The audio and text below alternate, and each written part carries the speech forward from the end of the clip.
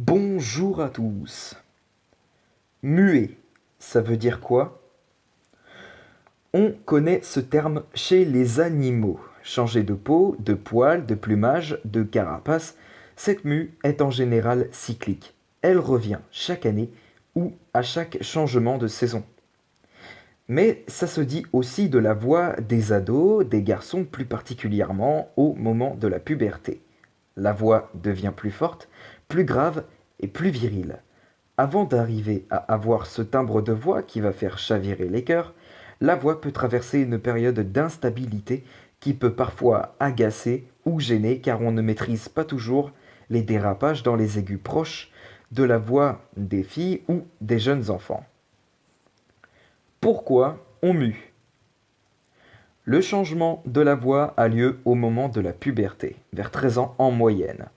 La période de mue peut durer de 3 mois à 1 an environ, période au cours de laquelle la voix est plus ou moins instable.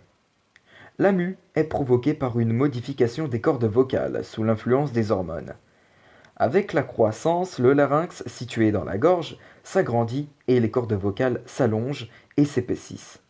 Le timbre de la voix est directement lié à l'épaisseur des cordes vocales.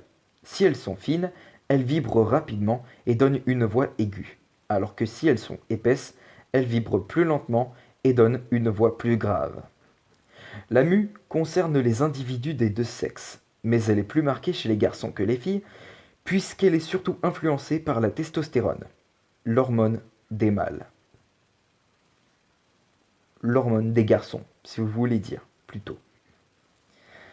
La voix est le support du langage et de la communication et joue donc un rôle important sur le plan social. En Europe, par exemple, les voix aiguës ont tendance à être dévalorisées chez les hommes, alors que les voix graves sont synonymes de virilité et de pouvoir. Les spécialistes ont même remarqué qu'avec l'accession des femmes à des postes à responsabilité, leur voix avait tendance à devenir plus grave.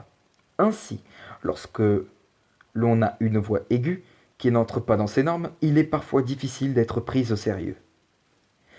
C'est le cas pendant la période de mue où la voix peut dérailler et faire des sauts dans les aigus quand on parle plus fort.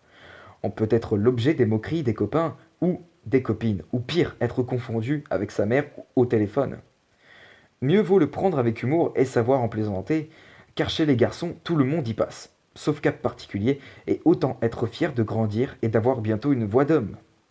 Il n'existe pas de médicament pour forcer la voix à changer et éviter ainsi cette période d'instabilité vocale. C'est la nature qui choisit son moment et c'est important de le respecter. Un certain nombre de personnes sont insatisfaites de leur voix, qu'elles ne trouvent pas en accord avec leur apparence ou leur personnalité. Certains le vivent bien, d'autres en sont véritablement gênés. La solution est alors de recourir à un orthophoniste ou un phoniatre pour quelques séances de rééducation qui permettent d'apprendre à mieux connaître sa voix, à la placer et à la maîtriser. Lorsqu'on fait du chant, on ne peut pas plus chanter dans les mêmes hauteurs. La voix fait le yo-yo entre les aigus et les graves et on ne tient pas la note. En général, la voix baisse d'une octave suite à la mue. Il faut donc réapprendre à chanter, mais dans une autre tessiture. À une époque, l'adoration de la voix aiguë était telle qu'on pratiquait la castration chez les chanteurs pour empêcher la mue et conserver le registre aigu de la voix enfantine tout en bénéficiant du volume sonore produit par la capacité thoracique d'un adulte. Heureusement, ces pratiques barbares ont cessé et les voix graves d'hommes ont su trouver leur public.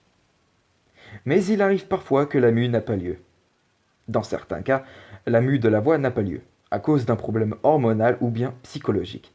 Si vous êtes inquiet, vous pouvez aller voir votre médecin généraliste pour faire le point sur votre puberté ou un endocrinologue pour effectuer un bilan hormonal ou encore aller en parler à un psychologue.